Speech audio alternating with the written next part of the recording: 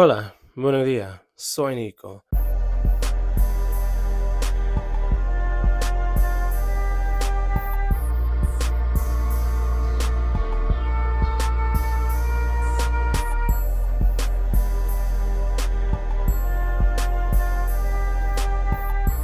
But y'all ain't saying nah, man. I ain't even gonna wake that tea up. Wake that tea up.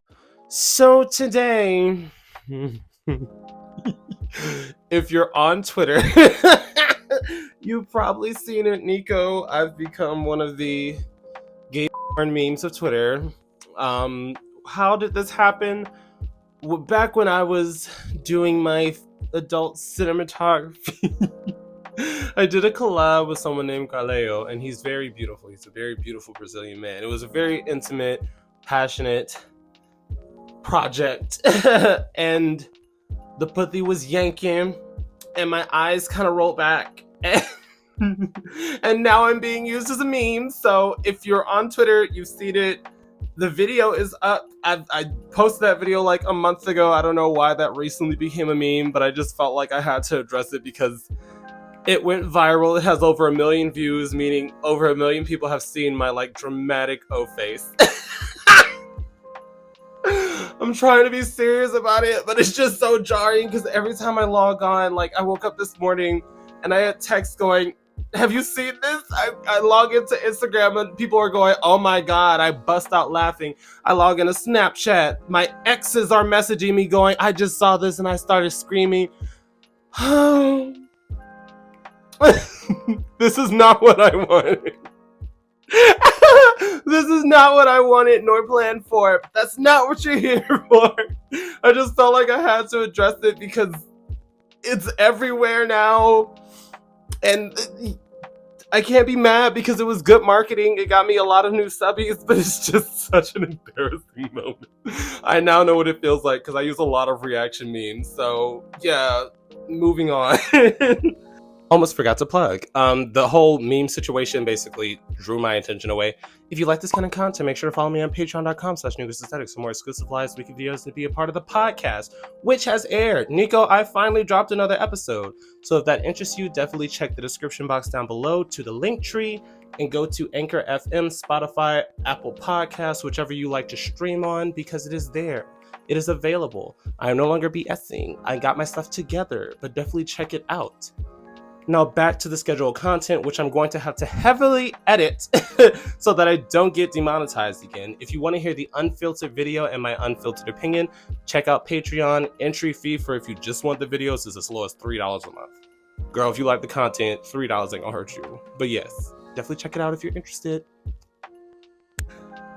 Last year, during MLK Weekend, I did a video basically covering how we've kind of lost the meaning of MLK Weekend / day. Nico, what do you mean? The video that I did last year was basically covering all the fights that broke out, mostly in Atlanta, and how MLK Weekend has essentially become a gay black fest in Atlanta and or other prominent gay black cities. And that's not necessarily just like a gay thing.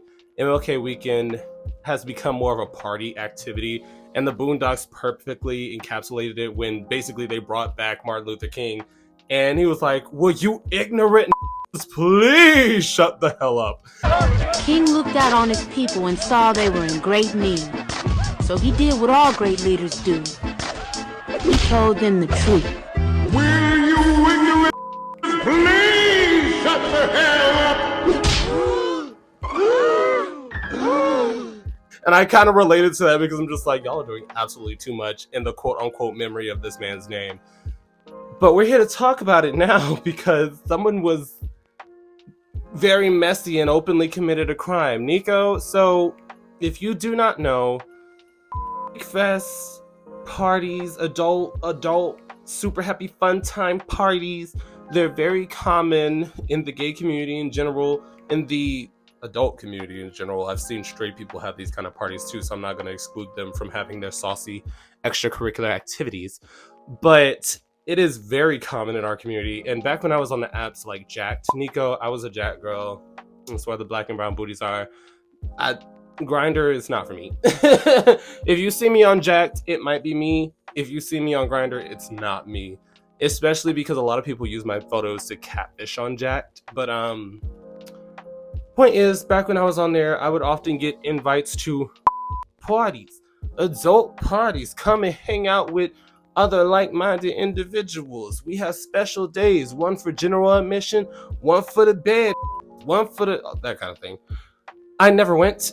Same reason why I never went to, like, let's say a bathhouse. It's just not necessarily for me, for the sole purpose of I'm extremely picky if I'm having sex with somebody. So to go to a random party where I don't know anybody from a can of paint and then to be expected to with them, it's not in my spirit. It's not my ministry.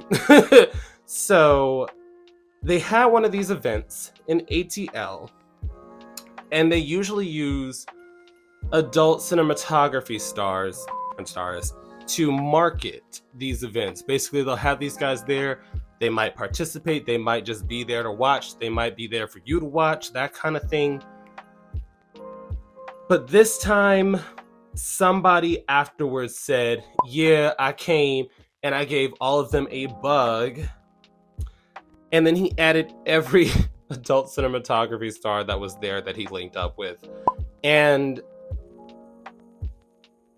it's scary because some people really do not have the best intentions for you. Some people are really out there to just harm you in any way that they can. And in this particular situation, people are basically going, you went to a raw anon and you're surprised that somebody brought an ST. And they were starting that conversation, but they weren't really looping the conversation into a positive of, we should be getting tested.